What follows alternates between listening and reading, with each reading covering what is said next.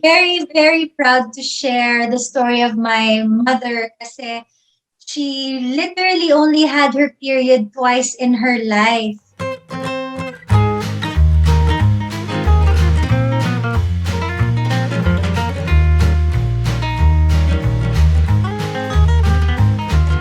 Hello po sa inyong lahat and welcome to the very first episode ng Smart Parenting's Dibdibang Usapan.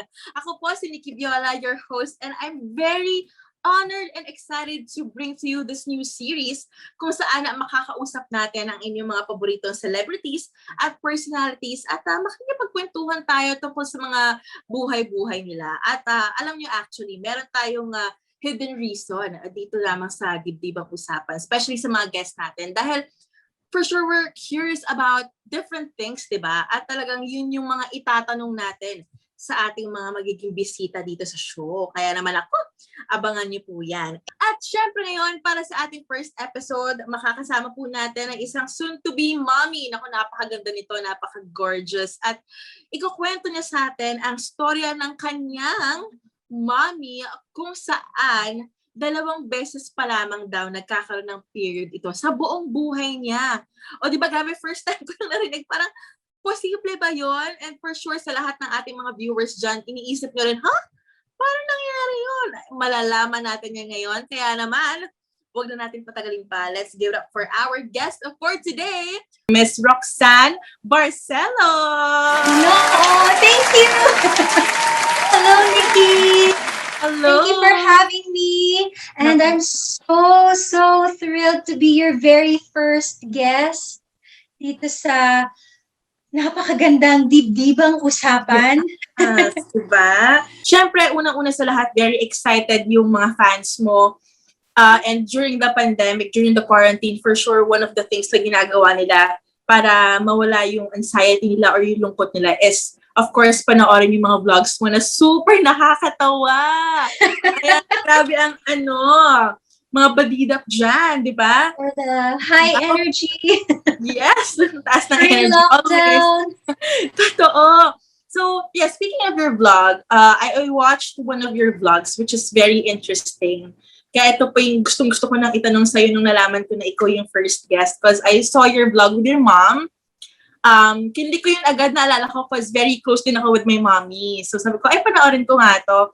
And then, very interesting yung story niya kasi isa sa mga naiwan sa akin yun was parang nag-share siya ng story about her own pregnancy journey. Yeah. And nasabi nga doon na parang 2 beses lang siya nagkaroon ng menstruation with her buong buhay niya. Diba? Yeah. So parang with that vlog, for sure sa lahat ng mga nanonood na mommies dyan, if you're curious, panoorin niyo yung vlog ni Roxanne about it. But, of course, we would like to ask more about it as well dito sa show. So, i-chika mo naman sa amin. Oh, yes.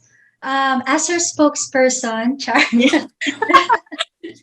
No, I'm very, very proud to share the story of my mother kasi she literally only had her period twice in her life. And she was diagnosed kasi with cancer of the pharynx and leukemia when she was 12 years old. So, double combo yung sinabi ng doktor sa kanya. So, sabi, kumbaga may tanning yung buhay niya. Binigyan siya ng ultimatum of 2 to 3 months to live. 12 years old lang siya noon. Yes, 12 years old pa lang siya. It's too much to handle. She's such a warrior and she really spoke against any negative things that were being said to her at that moment kahit na doktor pa yung nagsasabi sa kanya. And she was raised by her mom who was 52 years old when she gave birth to my nanay.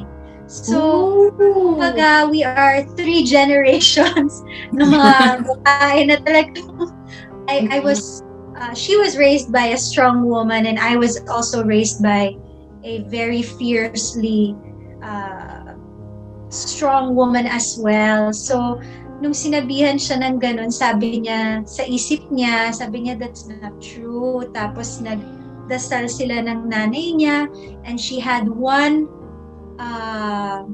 treatment of cobalt kasi nung araw wala naman chemotherapy and hindi naman nila ma-afford at that time. So, parang may nagmagandang loob lang sa pamilya nila, sa pamilya ng nanay ko na parang ginift sila ng isang session ng cobalt, which was very damaging to her organs, especially her reproductive organs at that time.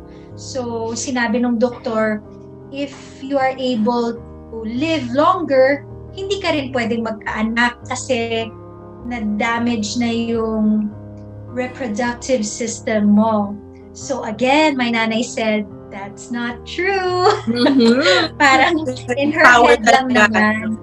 Oo. So, I learned talaga from my nanay na it's so important to decide on what you believe and what you will really, parang allow yourself to live by. So, when she met my dad, yung tatay ko, sabi niya sa tatay ko, hindi ako pwedeng magkaanak. Sabi ng tatay ko, it's okay. I don't even like children anyway. Sabi niya. Saka sinabi din niya, of course, sabi niya, and I only want to spend the rest of my life with you. Kaya kita papakasalan. So, they got married because of purely love for each other. And somehow, by the workings of the heavens and by the prayers and belief of nanay and tatay, they were able to conceive not one but two children. Parang they're the living testimony na with God nothing's impossible. Like, diba? Super inspiring. Literal. Yeah, super inspiring talaga. Sabi mo nga sa vlog mo, diba? It's OG mom. OG mama. Yes. The diba? OG 38 double D Dibdiban. True.